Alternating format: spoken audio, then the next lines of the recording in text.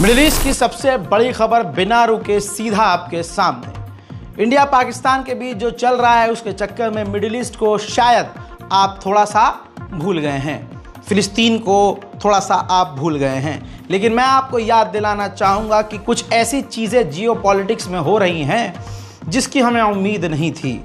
कोई भी एक देश का राजा, राष्ट्रपति या प्रधानमंत्री अकेला अपने दम पर सरकार नहीं चलाता। भले ही डोनाल्ड ट्रंप ने यह बात नहीं बोली है जो बताने वाला हूं, लेकिन ये रही रिपोर्ट आपके सामने। अमेरिका की सरकार यानी डोनाल्ड ट्रंप की सरकार ने इजराइल को धमकी दी है। जी हां, कानों पर आपको यकीन नहीं आएगा जैसे मुझे अपनी आंखों पर इस रिपोर्ट को पढ़ते में नहीं आया। डोनाल्ड ट्रंप की गवर्नमेंट ने खुली धमकी दी है और कहा कि हम इजराइल और इजराइल के लोगों को याद दिलाते हैं कि अगर आपने इस जंग को यानी इस नरसंहार को ख़त्म नहीं किया तो हम पॉलिटिकली नेतन्याहू को बहुत दूर कर देंगे और हम नेतन्याहू से पूरी तरह से दूर हो जाएंगे। हम इजराइल को पूरी तरह से पॉलिटिकली अकेला छोड़ देंगे। लेकिन यहाँ पर बता दूँ, हमें ज़्यादा खुश होने की भी ज़रूरत नहीं है क्योंकि डोनाल्ड ट्रंप की ये सरकार ने बोला है, लेकिन ट्रंप ने अपने मुंह से ये बात नहीं बोली है। लेकिन हाँ, कहीं ना कहीं हमें मानना पड़ेगा कि ये काफ़ी पॉजिटिव बात है क्योंकि अकेला डोनाल्ड ट्रंप देश नहीं चला सकता। जब उसके ही लोग उसके हर कदम के खिलाफ हो जाएंगे तो दिक्कत हो जाएगी। अब इस मामले में यानी फ़िलिस्तीन के मामले में सिर्फ अमेरिका की सरकार ने नहीं बल्कि कनाडा, ब्रिटेन और फ्रांस ने भी इजराइल को धमकाया है और कह दिया है कि अगर आपने इसी वक्त जो गाज़ा और वेस्ट बैंक पर कब्ज़े को बंद नहीं किया, ख़ासकर फ़िलिस्तीन के वेस्ट बैंक में जिस तरह से ये वो देश कह रहे हैं जो कल तक इजराइल के साथ थे, जैसे अमेरिका, फ्रांस, ब्रिटेन और कनाडा कह रहे हैं कि जिस तरह से आपने वेस्ट बैंक पर कब्ज़ा जारी रखा है, जारी किया है, कब्ज़ा किया है, अगर आपने अपने कदम पीछे नहीं घसीटे तो हम इंटरनेशनल प्लेटफॉर्म पर हर तरह से इजराइल के खिलाफ हो जाएंगे। ये नेतन्याहू के लिए काला दिन साबित हो रहा है। हजरात, अब आपको बताने वाला हूं कनाडा, ब्रिटेन और फ्रांस ने मांग क्या की है। तीनों ने एक साथ इजराइल से पहली मांग ये की है कि तुरंत इस वक्त गाज़ा पर बमबारी बंद की जाए। गज़ा के अंदर जो मदद है, खाना, पानी, दवाइयाँ, कपड़े लत्ते, जो मदद के ट्रक्स इजराइल ने बॉर्डर पर बाहर रोके हैं, भारी मात्रा में उन मदद को गाज़ा के अंदर जाने दे। साथ में तीनों ने बड़ी बात कही, कहा कि इसी वक्त वेस्ट बैंक जो फ़िलिस्तीन का वेस्ट बैंक है उस पर इजराइल कब्जा करना बंद कर दे, क्योंकि अगर ऐसा होने लगा तो ऑटोमेटिकली जो एक फ़िलिस्तीन स्टेट है वो विजिबल हो जाएगा, दुनिया की नज़र में आ जाएगा कि हाँ, ये फ़िलिस्तीन पर कब्ज़ा इजराइल कर रहा है गैर कानूनी तरीके से, और ऑटोमेटिकली फ़िलिस्तीन दुनिया को नज़र आने लगेगा। इशारों में ये भी बात कही जा रही है कि अमेरिका समेत यानी खुद अमेरिका, बरतानिया और कनाडा, ये देश यानी फ्रांस, ये सब मिलकर फ़िलिस्तीन को मान्यता दे सकते हैं। हज़रात मोहतरम, आपको बता दूं कि इजराइल ने गाज़ा के अंदर अपने हमलों को बढ़ा दिया है। जैसे ये वीडियो देखिए, इजराइल डिफेंस फोर्सेस ने अब मोहल्लों और इलाकों समेत अब एक साथ पूरे शहर को बम लगाकर उड़ाना शुरू कर दिया है। मोहतरम हजरात, इससे आप समझ सकते हैं कि इजराइल ने अब हमलों को बढ़ा दिया है। रिपोर्ट की मानी जाए तो अब वो हर दिन 100 से 150 फिलिस्तीनियों को रोज बम गिराकर मार रहा है। इस तरह से नरसंहार डेली बेसिस पर देखकर अमेरिका, फ्रांस, ब्रिटेन और कनाडा नाराज नेतन्याहू से नजर आ रहे हैं।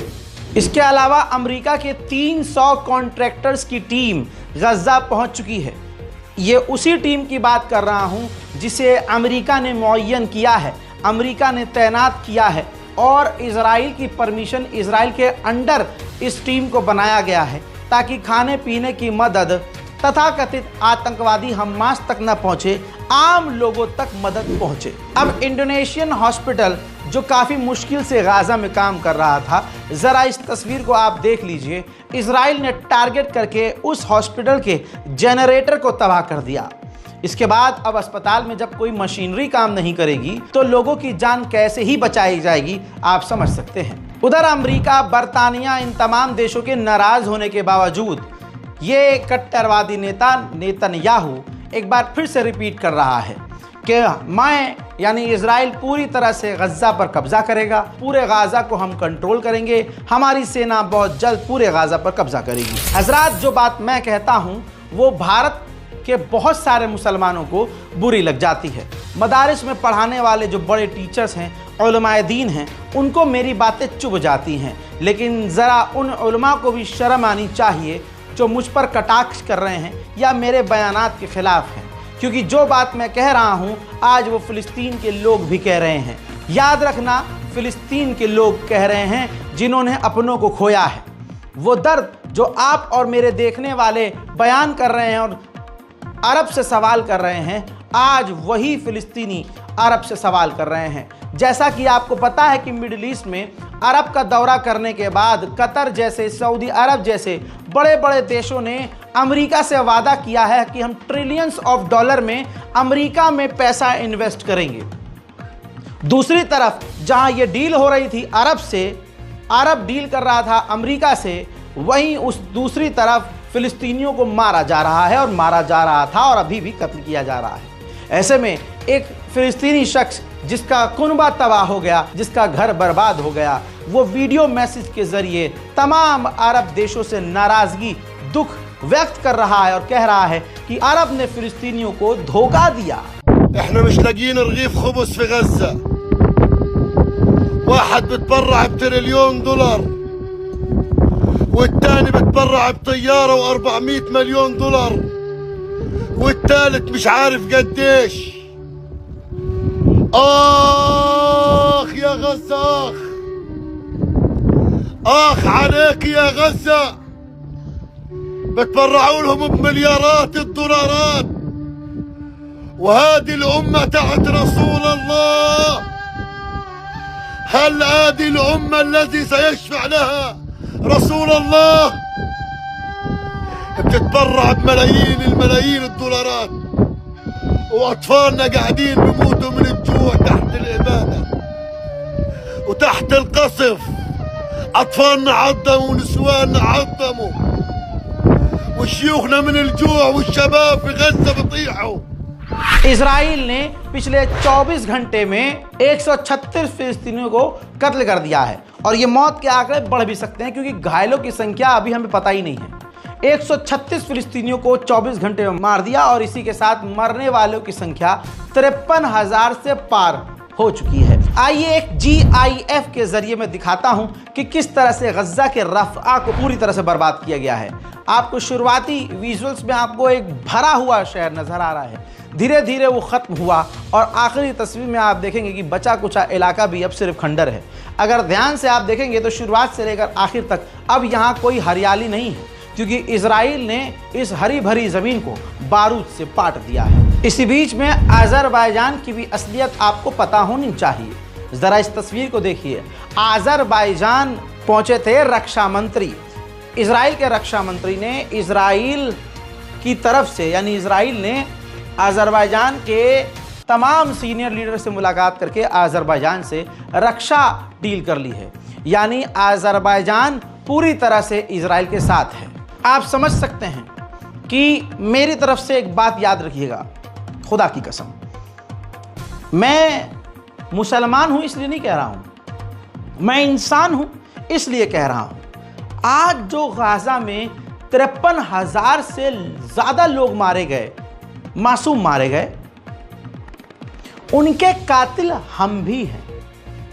अगर हमने इसका विरोध नहीं किया, अगर हमने जुल्म के खिलाफ आवाज़ नहीं उठाई, वो हर देश, वो हर नेता, फिलिस्तीनियों का बात फिलिस्तीन की भी नहीं है, बात है इंसानियत की। जिसने इंसानों का कत्ल किया, जिस इजराइल ने जिन फिलिस्तीनियों का कत्ल किया, हम खुद उनके कातिलों में शुमार हैं अगर हमारे नेता खामोश हैं। आपको पता है किस तरह से प्लानिंग करके, आपको याद होगा, आप में से भी कई के साथ ऐसा हुआ होगा कि आपने जब फिलिस्तीन के लिए लिखा, फिलिस्तीन की तस्वीरों को शेयर किया, फिलिस्तीनी बच्चों की तस्वीर शेयर की, तो आपके अकाउंट को बंद कर दिया गया, सस्पेंड किया गया, आपके पोस्ट को डिलीट कर दिया गया। ऐसा बहुत लोगों के साथ हुआ, कमेंट में वो गवाही दे देंगे। मोहतरम हजरात, आज नेतन्याहू ने खुद कहा कि हमारे यूएन के इंटरनेशनल प्लेटफॉर्म में जो कई देश सपोर्टर हैं, यहां तक कि अमेरिका के एक बड़े नेता ने मुझसे कहा कि जो तस्वीरें गजा से आ रही हैं, बच्चों की, बुजुर्गों की, और जो तस्वीरें खतरनाक आ रही हैं उन पर हमलों की, वो तस्वीर अगर हेडलाइंस बनती हैं, खबरों में छपती है, वो तस्वीर दुनिया को नजर आती है, तो ये हमारे लिए प्रॉब्लम होगी। आप समझ रहे हैं, हमारे लिए परेशानी होगी अगर हेडलाइन बन गई ये खबरें और ये तस्वीर दुनिया तक पहुंची कि तुमने, इजराइल ने यानी गजा के साथ क्या क्या किया और क्या हो रहा है, तो लोग बिदक जाएंगे, हमारे खुद के लोग हमारा साथ नहीं देंगे। लिहाजा अगर ये हेडलाइन ना बने, फिलिस्तीन के ऊपर हो रहे जुल्म की तस्वीरें दुनिया तक ना पहुंचे, तो हम यूएन में भी इजराइल का सपोर्ट करते रहेंगे और हथियार भी देते रहेंगे। यानी खुल्लम खुल्ला ये कहा जा रहा है बड़े बड़े देशों के द्वारा नेतन्याहू से कि गाजा में जो करना है करो, लेकिन खबर दुनिया तक ना पहुंचे। गाजा के बच्चों की लाशों के टुकड़े करो, ऐसा ऐसा मारो कि उनकी लाश ना मिले, पानी से बहाना पड़े, लेकिन बस तस्वीर सामने ना आए। इजराइल का फाइनेंस मिनिस्टर, जो खुद एक बड़े लेवल का आतंकवादी है, खुल्लम खुल्ला है कि ये बड़े से देश को मिटा रहा है और हम बैठकर ताली बजा रहे हैं क्योंकि वो मुसलमानों को मार रहा है। ना मुन्ना, कल यही इजराइल हम पर भी आएगा, तुम्हारे मुल्क पर भी आएगा, तब तुम आर रोना मत करना। ये इजराइल का फाइनेंस मिनिस्टर कह रहा है कि अब गाजा में कुछ बचा नहीं है, बचा कुचा हम खत्म कर रहे हैं, वाइप आउट कर रहे हैं, मिटा रहे हैं, बहा रहे हैं, और गाजा पर हम पूरा कब्जा कर रहे हैं और पूरी तरह से कंट्रोल करेंगे, क्योंकि गाजा के अंदर सिर्फ आतंकवादी हैं और आतंकवादियों का सामान जिसे हम मिटा रहे हैं। ये कितना बढ़िया सिस्टम है। किसी को आतंकवादी बोल, भारत में तो होता है किसी को आतंकवादी बोला और जेल में डाल दिया, किसी जो सवाल करने वाला है सरकार से उस पर आतंकवादी का इल्ज़ाम लगाया, यूएपीए लगाया, एनएसए लगाया, जेल में डाल दिया। लेकिन सोचिए, एक पूरे मुल्क को ही आतंकवादी घोषित किया जाए, और सिर्फ घोषित ना किया जाए, पूरी दुनिया में कानून है भाई, कोई आतंकवादी मारा तो नहीं जाता सीधा, उसको भाई जिंदा गिरफ्तार करना प्रायोरिटी होती है, फिर उस पर केस चलता है। लेकिन इजराइल एक तरफा एक मुल्क को ही आतंकवादी घोषित करके एक तरफ से सबको मार और काट रहा है। अगर आप देखें तो पूरी दुनिया का वाहिद इजराइल एक ऐसा देश है जिसने दुनिया के तमाम बड़े कानूनों को अपने पैरों तले रौंद दिया, और पूरी दुनिया मिलकर भी इजराइल का एक बाल भी नहीं उखाड़ पाई। या यूं कहिए कि पूरी दुनिया भी यही चाहती थी, क्योंकि मुसलमानों से इतनी नफरत है कि मार दिया जाए, मिटा दिया जाए, हम पे कोई घंटा फर्क नहीं पड़ता, क्योंकि हैं तो मुल्ले। ये मानसिकता सिर्फ भारत के अंदर हिंदुओं की नहीं है, भारत के अंदर बैठे हुए जो कट्टरवादी जहरीले हैं उनकी नहीं है। दुनिया के तमाम ऐसे बड़े बड़े देश हैं जिनमें मुसलमानों से नफरत है। दुख की बात नहीं है ये कि वो मुसलमानों से नफरत करते हैं, दुख की बात यह है कि अरब और मुस्लिम देश खुद फिलिस्तीन को भूल चुके हैं। अब जरा इंटरनेशनल लॉ का उल्लंघन ये देखिए, गाजा के अंदर जहां दवाइयां रखी थी, हथियार नहीं था भाई, वहां कुछ नहीं था, सिर्फ दवाइयां थी।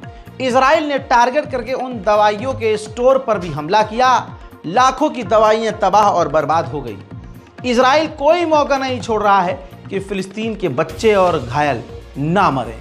उसकी पूरी ताकत है, उसका जोर यही है कि पूरी नस्ल को मिटा दिया जाए। उधर तस्वीरें सामने आ रही हैं, अब जब से इजराइल ने कत्लेआम बढ़ा दिया है, एक दिन में एवरेज 200 फिलिस्तीनियों का नरसंहार, तो अब खान यूनिस के इलाके को बचे कुचे फिलिस्तीनी छोड़ रहे हैं।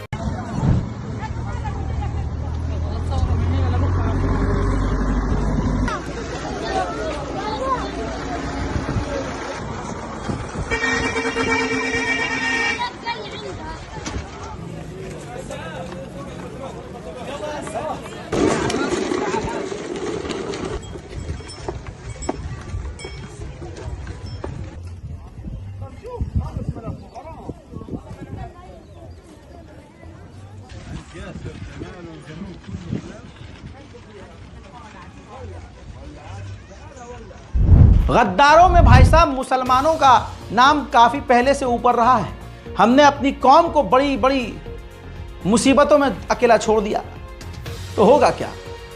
एक बात बोलूँगा, बुरा लग जाएगा, लेकिन माजरत के साथ, है यजीदी खून तो तड़प जाएगा कि दादा को बोल दिया, है जिस्म में हुसैनी खून तो दिल आपका ज़रूर मेरी बात से राज़ी होगा। हज़रत इमाम हुसैन को करबला में शहीद करने वाले कोई इज़राइल से या हिंदुस्तान से कोई हिंदू तो नहीं गए थे, मुसलमान थे ना। लाखों की फौज और 72 इमाम हुसैन के चाहने वाले, उनका ख़ानदान, अहले बैत। अब तो बहुत ज़माना हो गया ना, तो पुरानी दास्तां हो गई। करबला का वाक़या हुए सालों सालों सालों हो गया, तब भी हमारा जिगर फटता है। वो कैसे मुसलमान होंगे जिनके बाप दादाओं ने हुजूर पाक सल्लल्लाहु अलैहि वसल्लम के मुंह से हसन और हुसैन की कहानियां और फ़ज़ाइल उनके सुने होंगे, तारीख उनके सामने थी, लेकिन फिर भी उनकी औलादों ने इमाम को कत्ल कर दिया करबला में। तो जिन्होंने धोखा दिया इमाम को, अपने वक्त के इमाम को धोखा दिया, आज उनकी भी तो नस्ल होगी। कहां है भाई, समझो इस चीज को जो कह रहा हूं। आज वो मुसलमान जो अरब देशों की मतलब बुराई नहीं सुन सकते, उसकी शिकायत नहीं सुन सकते, जो कल तक सऊदी अरब कह के दीवारों में टक्कर मारते थे, उनको चांद से फर्क नहीं पड़ता था कि चांद हमने आंखों से देखा कि नहीं। बस मुल्ला जी ध्यान रखते थे कि हाँ सऊदी अरब में आज ईद हो गई तो हाँ हमारे यहाँ कल है। इस तरह से सऊदी के नक्श कदम पर चलने वाले मुसलमान अब कहाँ हो तुम। याद रखना, नस्ल तो उस यजीदियों की भी बड़ी होगी। 1 लाख की फौज थी करबला में, अहले बैत को कत्ल करने के लिए, शहीद करने के लिए। कोई 1-2 तो बचे होंगे, उनकी तो नस्ल, उनके भी तो बच्चे होंगे, और उनके बच्चे के बच्चे, उनके बच्चे के बच्चे, ऐसे नस्ल चौड़ी होगी।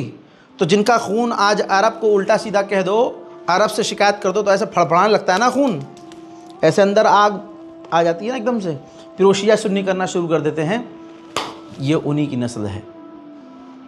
मोहम्मद बिन सलमान, आप रिकॉर्ड चेक करो इस आदमी का, कैसा अरब है भाई। फिलिस्तीनी भी तो अरब हैं, ये सब अरब हैं, वो भी अरबी बोलते हैं, वो भी अरब है, उनका भी खून अरब से है, अरब का है, फिलिस्तीनियों का। और फिलिस्तीन में तो कोई शिया है ही नहीं, 1% शिया। तो भाई ये अरब खामोश क्यों हैं, ये सऊदी अरब खामोश क्यों हैं, ये जॉर्ड। भाई गद्दारी आप देखो, गद्दारी। मोरक्को अरब देश है, ये तस्वीर देखिए, फिलिस्तीनियों का नरसंहार करके इजराइल के फौजी मोरक्को पहुंचे हैं, जहां मिलिट्री ड्रिल हो रही है, इंटरनेशनल मिलिट्री ड्रिल, जिसमें नाम रखा गया है उस ड्रिल का अफ्रीकन लॉयन, जिसमें अमेरिका, अफ्रीका, इजराइल, उधर के तमाम देश ज़्यादातर शामिल हैं। तो आप देखिए, इजराइल के फौजी फिलिस्तीनियों का नरसंहार करके उसी खूनी हाथों से कहां पहुंचे हैं, मोरक्को, अरब देश। ये कौन सी नस्ल के मुसलमान हैं, मुझे एक्सप्लेन करने की जरूरत नहीं। हजरात, इसी के साथ, इसी सच्चाई के साथ इस मिडिल ईस्ट का पूरा एनालाइज रिपोर्ट में यहां ख़त्म कर रहा हूं भाई। अब आपके दिल में जो आए आप कमेंट करो। दिल दुखे फिलिस्तीनियों के लिए तो अल्लाह तुम्हें सलामत रखे, तुम्हारे दिलों को ऐसे ही अल्लाह नरम रखे। इस रिपोर्ट को शेयर कीजिए। इस बारकोड के ज़रिए गाज़ा और फ़िलिस्तीन की मदद के लिए अगर आगे आने की चाहत है तो आगे आइए। इस रिपोर्ट को शेयर ज़रूर कीजिएगा, चैनल को सब्सक्राइब ज़रूर कीजिएगा। मैं हूं रज़ा और आप देख रहे थे रज़ा ग्राफी अनस्क्रिप्टेड। जय हिंद।